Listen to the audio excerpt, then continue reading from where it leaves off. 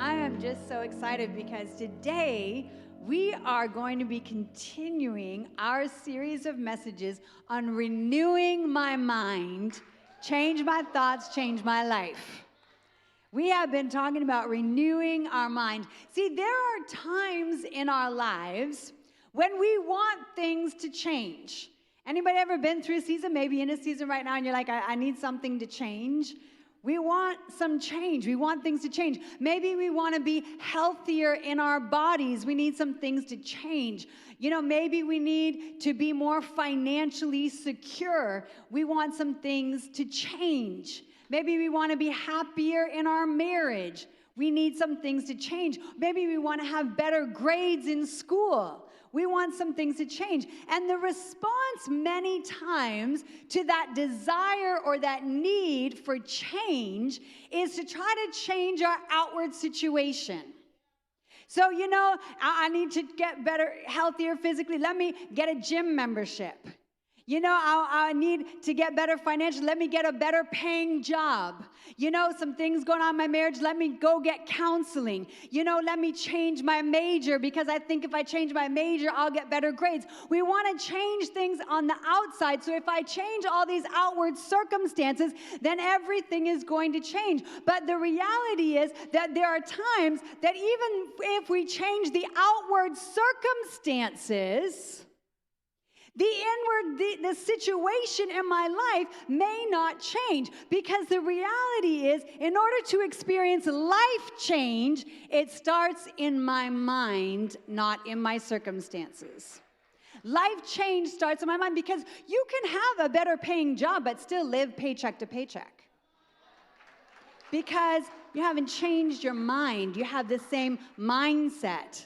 You can get a gym membership and still find yourself not in shape because you have the same mindset. You can go to counseling in your marriage, but things aren't changing because you haven't changed your mindset. And so our life situations, they'll always line up with our thoughts. So if we want something to change, I'm not saying that you shouldn't look for a better job, or maybe you shouldn't get some counseling. I'm not saying that you shouldn't do any of those things. But if you've tried those things and thought nothing seems to be changing, then we need to turn around and say, I got to change it from the inside out. I need to change my mind. And, as I've said this for many years, that my future is my current thought life all grown up. Where you are right now today, sometimes we want to blame where I am right now on somebody else. I want to blame it because, my parents didn't raise me right. I want to blame it on that teacher that didn't encourage me. I want to blame it on that boss that didn't promote me. I want to blame it on something else or somebody else. But the reality is, where we are right now is related very significantly to what we were thinking about a year ago, 2 years ago, 3 years ago, and that's brought us to the place that we are right now. So where you are right now, if you're satisfied with it, then you probably had some good thinking. If you're unsatisfied, then today is the day to say, my future is going to be better than my past or my present, because I'm working on my mind. I'm working on my mind. Wherever I am right now is because of my consistent thoughts over the past years. See, so the question is, if there are areas in my life, and I think that we all have them, because let's be honest, it's difficult to keep your thoughts in the right place in every area all the time. It's not easy. Let me just speak for myself. It is not easy. So the question is, how do I break out of old cycles? The question is, how do I overcome barriers that always seem to keep stopping me? Do you ever feel like you move forward and then you keep hitting the same barrier? There's something, and it's just the same barrier that keeps coming up every time you think you got past it, and then you're walking along, and all of a sudden, it comes up again. How do I overcome barriers that keep coming up? How do I achieve all that God has for my life? These are important questions for us to ask ourselves. And sometimes, we talked a couple of weeks ago about how we need to change our mind. We need to change our mind. But let me tell you this morning that sometimes we just need to make up our minds. The title of my message this morning is The Power of a Made-Up Mind. The power of a made-up mind. See, we sometimes just need to make up our mind about things. You know, I would say this, that there is one tension that's common in most North American households. If not every, I would say a high percentage of North American households. There's one tension that seems to come up over and over again. I would venture to say that every single person listening to this message has experienced this tension in your household. One tension that comes up every time, comes up consistently in your life. We have trouble changing it. We have trouble overcoming it. What is that one tension? What should we have for dinner?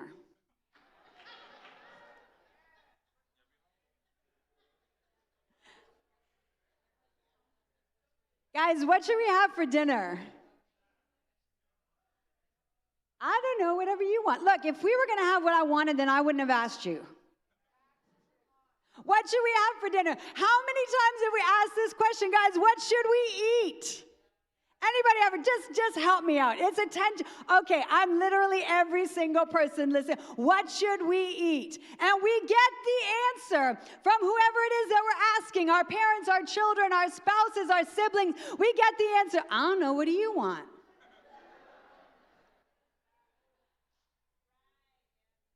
How many of you ever said it? I don't know. What do you want? If I knew what I want, I wouldn't have asked you. So the other day, I was out with my daughters, and we had a really busy day. It was a day that we were having the Christmas tea, the HWC Women's Christmas Tea. Let's hear a shout out. Woo, woo, woo, woo. We had a good time. We had a great time. But we were getting ready for this, and we had a really busy day, and none of us had eaten, and it was mid-afternoon. And so I was with the girls, and I said, hey, you guys want to get something to eat because we're going to have a busy? And they're like, sure. And so inevitably, I asked the question, what do you want to eat? And do you know the answer I got? Oh, no, it doesn't matter, whatever you want. No, that's not what I asked. If I knew what I wanted, I would just say, this is what we're going to do. But I asked them. So here's what I did. I followed the basic parenting principles that I've learned over the years. I gave them choices, even though my children are grown. I said, okay, here's the 3 choices. Out of these 3 choices, what do you want? I don't know. Doesn't matter. And then finally, in the very patient, loving, gentle tone of a mother that I am, I just said, would you guys just make up your mind? Just make up your mind. Why? How is it? This is a side note. How is it that I have the most opinionated, decisive children on the planet, except when it comes to wanting to eat? I'm just saying, you might think they're all quiet, but they are opinionated and decisive. But when it comes to what they want to eat, I just make up your mind. Why? Because I don't want to be driving around wasting time. Why? Because I don't want to be driving around wasting gas. I don't want to be, we're trying to reduce the carbon footprint, but you guys are making me drive around finding a place to eat. I don't want to be trying to make the decision. But here's the reality, and I know you all have done this, so you're all looking at me like you guys have this tension in your car. You've had it in your house. But here's the reality, and it goes far beyond what we want to eat. There are times in our lives when we are going around in cycles. I didn't say circles, I said cycles. We are going around in cycles, and we are wasting time.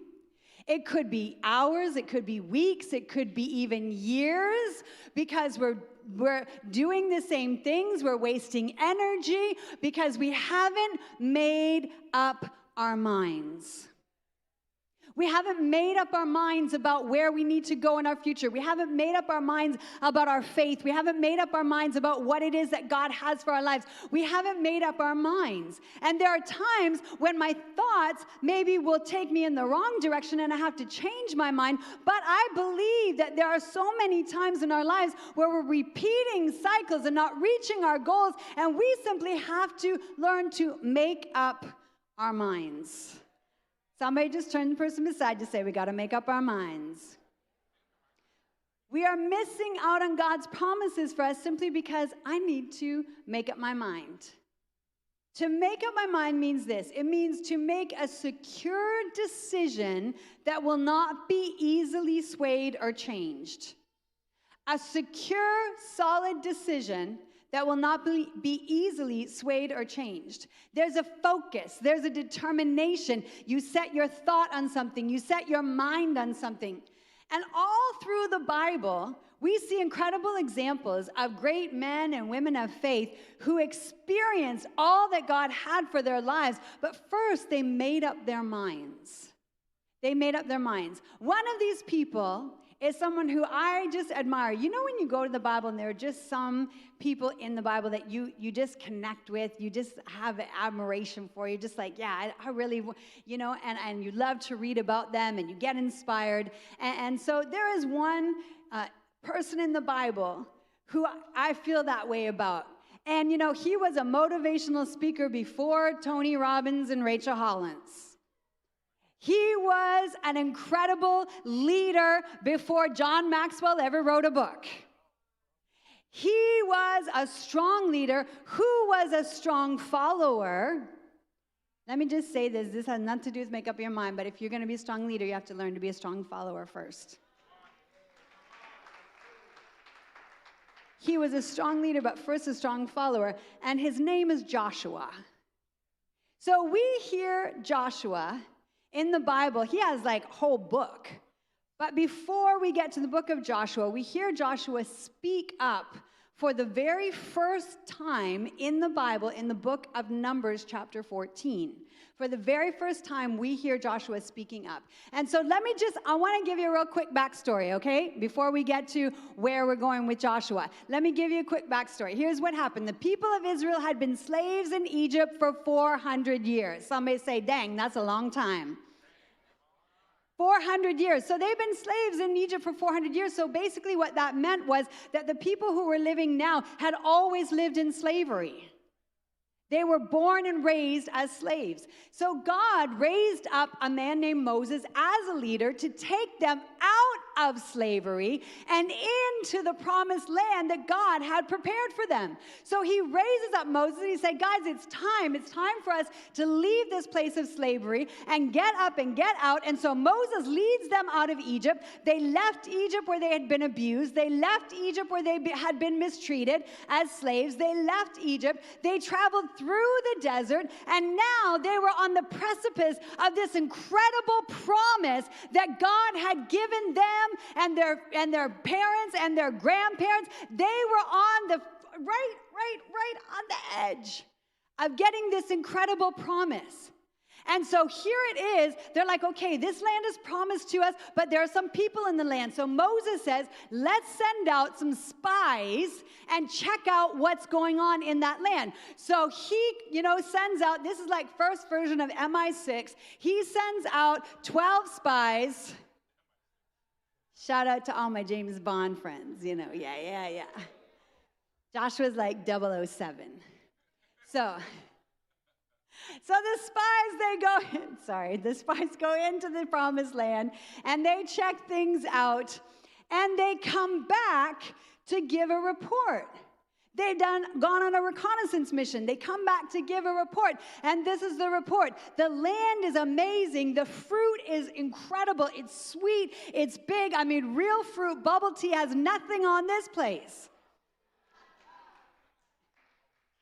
And so they're saying it's amazing, and then they say, but you know what? There are giants in the land. They're stronger than us. They have more than us. We're going to die, so forget it. 10 of the spies, they tell the whole country of Israel that this is what we should do. Forget it. We're going to die. They're bigger than us. They're badder than us. They're uglier than us. It's just not going to happen. So here's what happens next. I want to read to you from Numbers chapter 14, verses 4 to 9. We pick up the story here. It says, so Israel, the people of Israel, they said to each other, we should choose a leader and go back to Egypt. Like, that's a plan. Okay, we should choose a leader and go back to Egypt. Then Moses and Aaron fell face down in front of the whole Israelite assembly gathered there. And Joshua, son of Nun, and Caleb, son of Jephthah, who were among those who had explored the land, tore their clothes, and they said to the entire Israelite assembly, the land we passed through and we explored was exceedingly good. If the Lord is pleased with us, he'll lead us into that land, a land flowing with milk and honey, and he will give it to us. Only do not rebel against the Lord. Don't be afraid of the people of the land, because we're going to devour those suckers. Their protection is gone, but the Lord is with us, so don't be afraid of them. So this is where Joshua speaks up for the very first time, and we see something distinct about him and his friend Caleb. Joshua and Caleb had made up their mind. They made up their mind that they were going to pursue all that God had promised them. See, the difference was not in the outward circumstances. They didn't go to a certain part of the area and they missed out seeing the giants. No, they saw everything, but the difference was in their thinking. The difference was in their thinking. See, the other 10 spies, whose names we don't even know, they went to see whether or not we should actually run after the promise that God gave us. They were deciding whether or not we should trust God to bring us into the promised land. They were undecided when they went in to spy out the land. They were unconvinced when they went in to spy out the land. They were kind of waiting to see. They had a wait and see sort of attitude. But Joshua and Caleb, they were spying the land to see, how are we going to get this promise? They were building up their faith because they had gone in with their minds made up that this is what God has for us. This is what God's spoken. God is going to do what he said he would do. And so we just have to figure out how it's all going to work. Before they went in, they had already made up their minds that they would follow God, that they would get all that God had for their lives, that they would walk in victory. They had made up their mind. The 10 other spies and all the people, they hadn't made up their minds. And because they hadn't made up their minds, they got things sort of backwards. First, they looked at the outward circumstances to determine what they would think. Instead of first getting the right thoughts, then looking at the outward circumstances and telling them, look, you got to line up with my thinking. See, the people said, well, we should just go back to Egypt. Let's think about this for a second. Just for a moment. You want to be a slave? No. You want to be abused? No. Do you want to have all of your freedoms taken away from you? No. So why do you want to go back to Egypt? Why do you want to go back to Egypt? You know why they wanted to go back to Egypt? Because sometimes the devil that you know is easier to deal with than the devil that you don't know. They wanted to go back to Egypt because, you know what? It's got to be easier than going forward and dealing with giants. But have you really thought about it? The problem is that they had just gone out into the desert, but they hadn't yet made up their minds to go for all that God had for them. And we hear this and we think, Israel, are you insane? Are you guys crazy? Let's go back to Egypt. Why wouldn't you want to go forward? God's with you. Aren't you hearing what Joshua has to say? But you know what? We do the same thing. God God has promised you freedom. But why do people go back to their addictions? Why do you go back to that addiction that keeps pulling you in? Why do you go back to that addiction that keeps distracting your mind? Why do you go back to that thing? You know what? There might be enemies, but we have to make up our minds. God has promised us freedom, so don't go back to the addiction. Fight the enemy, break through, and make up your mind. God has promised wholeness. So don't go back to bitterness and unforgiveness. Don't let those things hold on to you. Turn and say, I'm going to make up my mind. It's hard. Yes, it's hard. It's difficult to forgive. Yes, it is. But sometimes we got to make up our minds. God has promised you peace of mind. Don't just say, oh, I'm going to settle for depression. I'm going to settle for discouragement. No, that's not the answer. It might be hard to press through it. It might be hard to break off those things, but you got to make up your mind. Make up your mind. Because just like the children of Israel, sometimes they said, let's go back to Egypt. We do the same thing. We go back to old habits. It's hard. Yes, it is. Especially when it's something that your family has been doing for generations. When it's something that you've seen in your family for generations, it's hard. It's hard to break, but God has more for you. God has more for you. Why were they trying to go back to what their parents had wanted to get out of, their parents were stuck in, when God had more for them? Why do we try to go back to what our parents and grandparents, the examples they set, when God has more for us? You will never break negative cycles until you make up your mind. Let me say that again. You will never break negative cycles until you make up your mind. There are some things that maybe we've made up our mind and they've took us in the wrong direction and that we have to make a mind change, but we need to be like Joshua. We need to be people who make up our mind to follow God's plan, even though it might be difficult.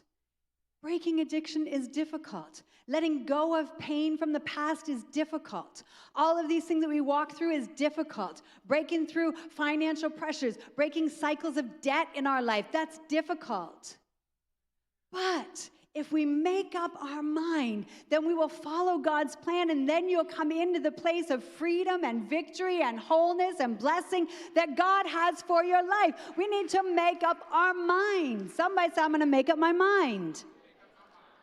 We need to make up our mind to pursue God's promises, even though there might be battles, let me rephrase that. Even though there will be battles we have to face. We heard about it last week. Even though there will be battles we have to face, we have to pursue God's promise. When we make up our mind, God will be with you.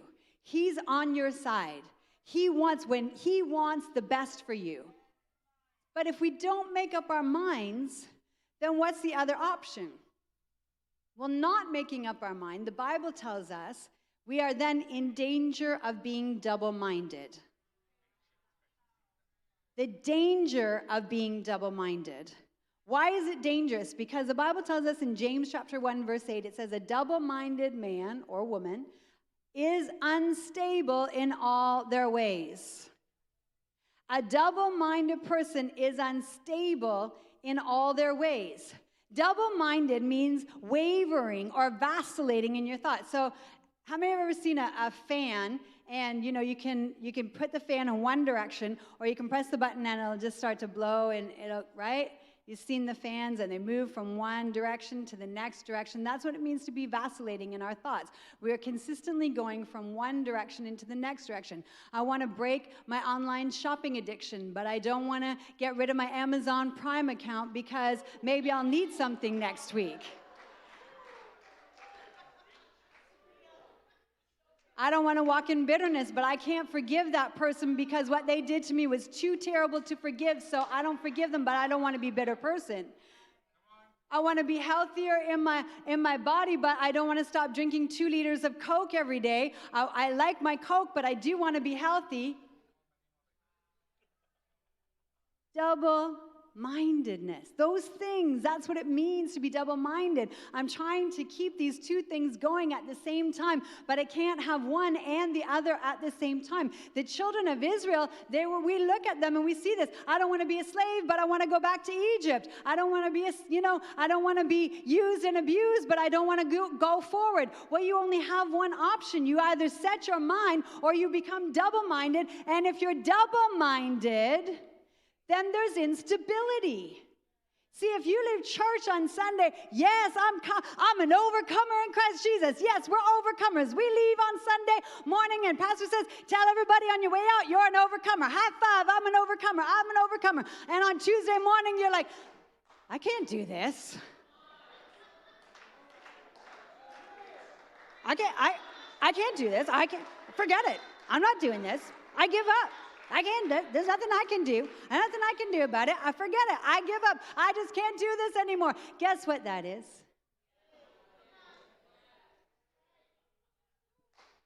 Ouch. Somebody just say ouch. Because I'm not going to lie, we've all, I think, been double-minded at one time.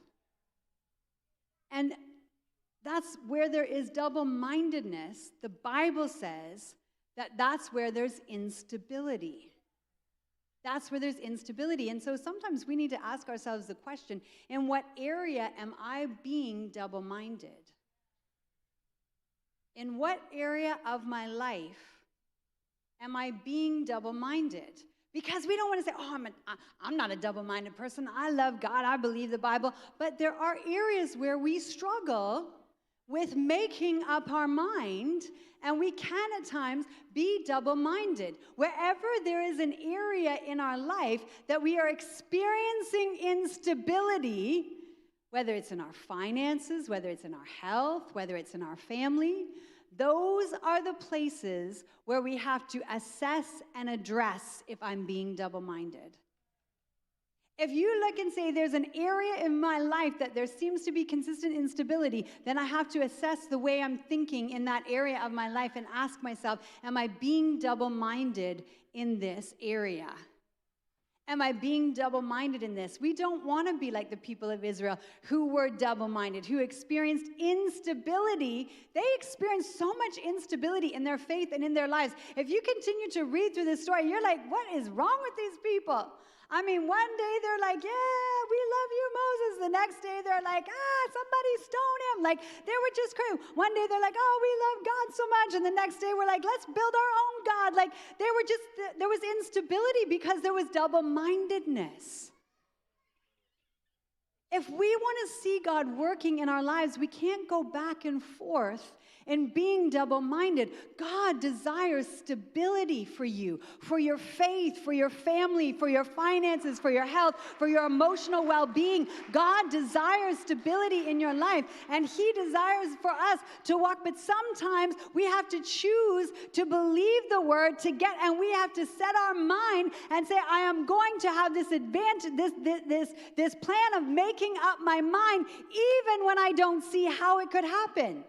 This is where Joshua and Caleb went. They were like, you know what, guys? We can do this. We've got this. This is okay. Just make up your minds. God is on our side. They're not greater than we are. We got God with us. Make up our minds. Don't let fear overtake us. Don't let doubt overtake us. We need to make up our minds. See, circumstances, when our thoughts are directed by our circumstances, then it will bring us down. But when we get our thoughts focused on who God is, on what God's spoken, on what God has promised, then we'd say, I'm going to make up my mind to hold on to God no matter what. He will take you through. As believers today, we need to have a made-up mind. When it comes to the things of God, we need a made-up mind. Now, real quick, I just want to give you a few advantages of making up our mind. Advantages of having a made-up mind. Here's one advantage of having a made-up mind. You attract like-minded people. You attract like-minded people.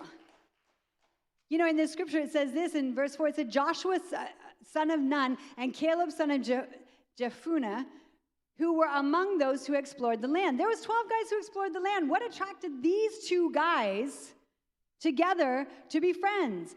And if you read through the whole to the end of the book, it tells us that 40 years that friendship lasted.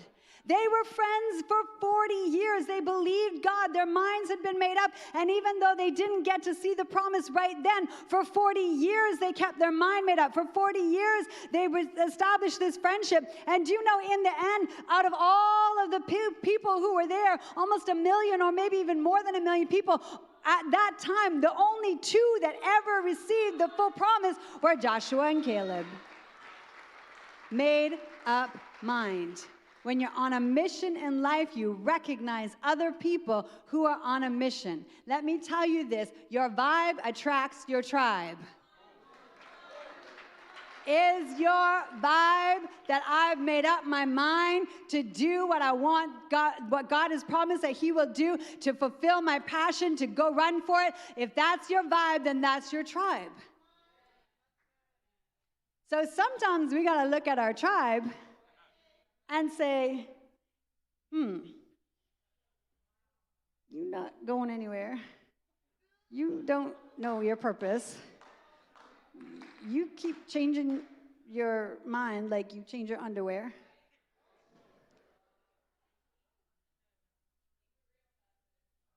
What's my vibe? What's my thought pattern? What's my actions? If you look around and you're like, you getting a degree and you got moving forward in your business and you just running after God and you just loving on people and you just growing your ministry, yeah, this is my high five, this is my tribe. Why? Because that's who you are. You've said, I've made up my mind. When you make up your mind, you're going to attract people around you who are like-minded, who have made up their mind, and together we can change the world. Now tell somebody around you, say, yeah, I got my mind made up. I got my mind made up. I got my mind made up. You part of my tribe. You got your mind made up, then you part of my tribe. Tell somebody online. Here's the first thing, that you will attract like-minded people when you have made up your mind. That's where Joshua and Caleb, they just stuck together because they both had their minds made up. Here's the second advantage of a made-up mind. You focus on the promise and not on the problem. It doesn't mean that you ignore the problem. It doesn't mean that you don't recognize that there is a problem. But you focus on the promise. Here's Joshua. He said, guys, the land we passed through and explored is exceedingly good. The emphasis was on the promise. Keep the emphasis on your promise. Keep it in front of you. Why do we have vision boards at the start of this year? Because we need to keep the emphasis on what God has promised. God has promised me freedom. God has promised that I'm going to advance in my life. God has promised that I'm going to walk out these. God has promised that my home, that my body is going to be healthy, that my home is going to be whole and restored. God has promised that I'm going to move forward and advance in my finances. God has promised that I'm going to see my family come to Him. God has promised these things. So keep focused on the promise, not on the problem. The other 12, they were focused on the giants. But they said, no, this is exceedingly good. The land is amazing. Things are good. They acknowledged the problems, but they set their focus on the promise. They made up their mind that they were going to focus on what it was that God had spoken. When your mind is made up, you are more resolved and more determined to overcome setbacks and succeed in meeting your goals. I don't know about you, but I think I want to make up my mind. I want to make up my mind. Here's the last thing I'm going to give you. There are so many more things, but here's the last advantage of having a made-up mind. You never give up. You never give up. I made up my mind. Joshua said, He will lead us God will lead us into that land, and He will give it to us. He will lead us, and He will give it to us, and I'm not giving up. Y'all can go back to Egypt if you want to.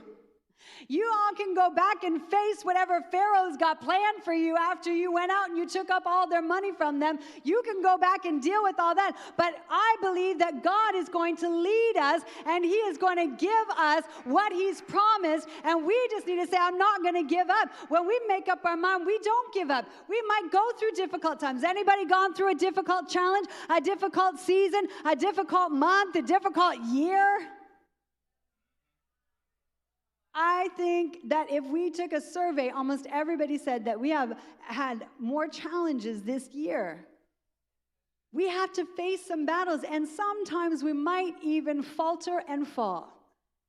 But when you make up your mind, you realize that failure is not the opposite of success. It's just part of success. So we get up, brush ourselves off, and we keep on going. You know, it's like when your kids are little and they're learning to ride a bike and they fall down and they don't want to get back up on the bike, and you pick up that bike and you pick up that kid and you just say, you're okay, you're good, I'm good, yes, you're good.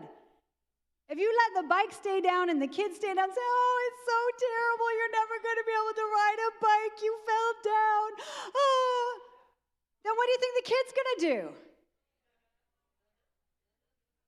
Oh, I'm never going to be able to ride a bike. No, pick them up, wipe them off, pick up the bike, get them back on it. Say, you know what? You failed once. That's okay. Get back on. Keep going. They fall a second time. You pick them up. You put them back on the bike. And they say, that's okay. You're going to keep on going. You do that until they ride. How do you know? Because I did it 3 times. I just kept with all of my kids, all 3 kids. They fell down. Not one of my children ever got on a bike the very, very first time, a 2-wheeler, and just took off and said, you know what?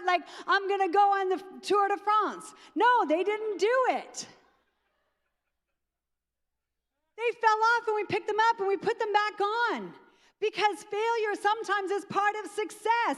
Somebody here, you've fallen down and you've stayed down. And today I want to tell you, make up your mind. Make up your mind to get back up. Because failure is not, it's only a part of your success. It's only part of the journey on the way to the success that God has for your life. So I failed a course. That's okay. Pick yourself up and take it again. Oh, I failed at this job. That's okay. Pick yourself up and apply for a new one. Oh, I failed at this ministry. That's okay. Pick yourself up. Tell God I'm available to you and start doing something. Serve in His house. Oh, I failed in this. No, just pick yourself back up and say, I'm going to do it. I'm making up my mind that no matter what, come what may, I am going to be successful. I am going to have a faith that won't fail. I am going to serve God. I am going to live in all the promises that God has for me. I'm going to walk healthy in my body. I'm going to walk blessed in my finances. I'm going to walk secure in my family. I'm going to determine I'm going to be successful in my ministry.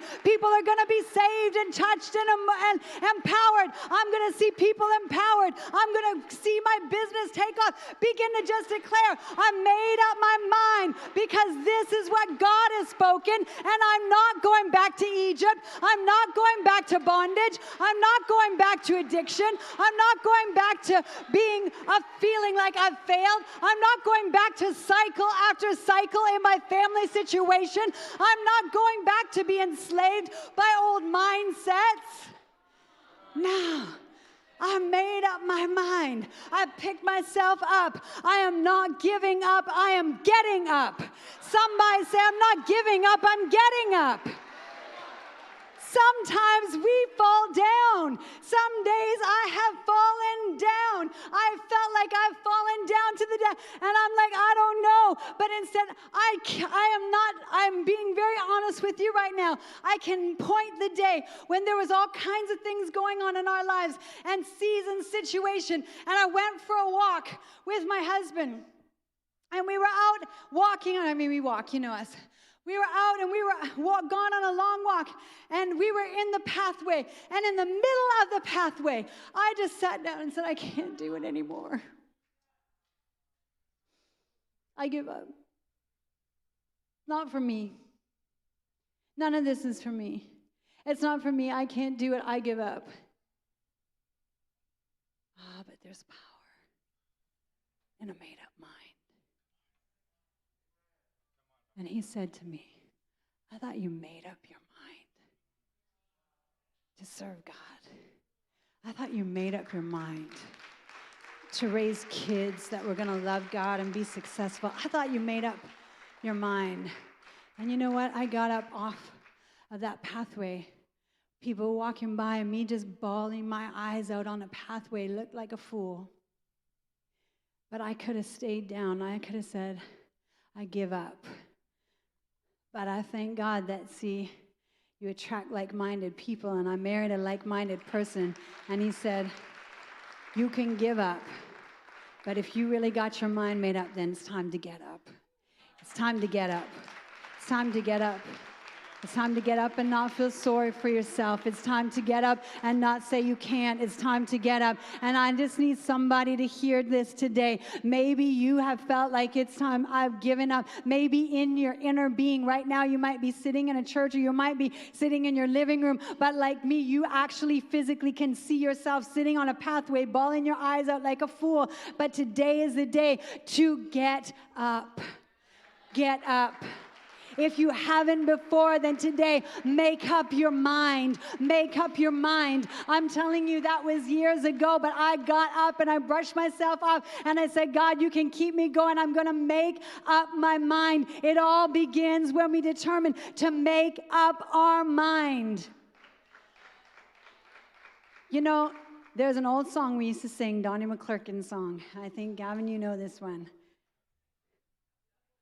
I got my mind made up. Won't turn back because I want to see my Jesus Someday. I got my mind made up and I won't turn back because I want to see my Jesus someday. I got my mind made up and I won't turn back.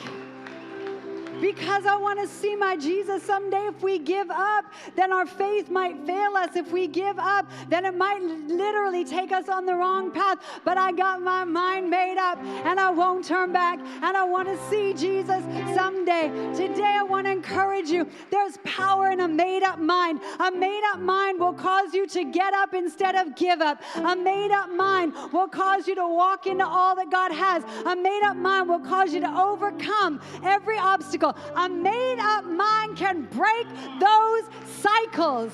It can break those cycles. Some of you said, I've been going around in cycles, and you know what? Today, break the cycles. Make up your mind that I'm not going back. I'm going into all that God has for my life. Make up your mind to serve God. Make up your mind to pursue all God's promises. Make up your mind to walk in life and freedom and victory. I got my mind made up. I want to sing that in just a moment, but before I do that, I want to pray for each and every one of us today. No matter what you've been facing, no matter what you've been going through, no matter how you've been feeling, today is the day to say, I'm making up my mind. And maybe you're the person who has made up their mind and you're still facing opposition. Just remind yourself, you made up your mind already. So we're going forward. Make up your mind to go God's way. Don't let fear hinder you. Don't let a battle cause you to give up. Because you might have to fight a battle. Let's be honest, Joshua and Caleb, they ended up having to fight a battle. They had to fight the giants, but they did it and they got through because they had their mind made up. You might still have to fight. I'm not going to lie to you. You might still have to fight a battle. If you're breaking through some cycles of generational stuff, you are going to have to fight a battle. But make up your mind and you will get through. You will overcome. Today, I want to ask us all across this room, if we close our eyes, for those of you who are online, I want you to join us today. I want to pray for every one of us. I would say, well, you know, if that's you, but honestly, I think that's everyone. So if you're saying, well, I don't really want this prayer, then that's okay. But if you're saying, no, I want old cycles to be broken in my life, because we all create them. We heard about it the last couple weeks about the patterns that we create in our mind. I want to overcome obstacles that maybe have been constant. I want to get a fresh vision of God's promises for my life. I want to experience advances in my faith and in my family and in every area of my life. I want that today. I believe that if that's us, if you say, yes, I want that today. Today I'm going to pray. Today I'm going to pray. Today, I'm going to pray for each and every one of us. Lord, I thank you for every person in this room who's just said, God, I want that. I want old cycles broken. God, I want to overcome obstacles. For every person who's online who's saying, yes, Lord, I need those cycles to be broken. I need to overcome obstacles. I need to get a fresh vision for the promises that you have for me. Today, Lord, I'm praying, God, that every person who says, today I make up my mind to go the way that God has called me. I make up my mind to follow Jesus and not turn back. I make up my mind to get into his word and know what his promises are. I make up my mind to follow him even on difficult days, even in painful situations and circumstances. I make up my mind. Lord, I pray today that those who have been down and felt like I can't, that I'm going to give up, today, God, I pray by the power of your Spirit, you would reach out and you would help them to get up and keep going. Get up and fulfill all that you have declared over their lives. Because God, you have great plans. You have great purpose for every man, for every woman, for every junior high, for every teenager, for every university and college student. God, you have a plan and a purpose and great promises. And God, today I pray that as we make up our minds, they will see advancements. Lord, I pray that this week, God, those things that were open, I believe some people that their eyes were open as we talked about double-mindedness. They got a revelation. That's why there's instability in this one area.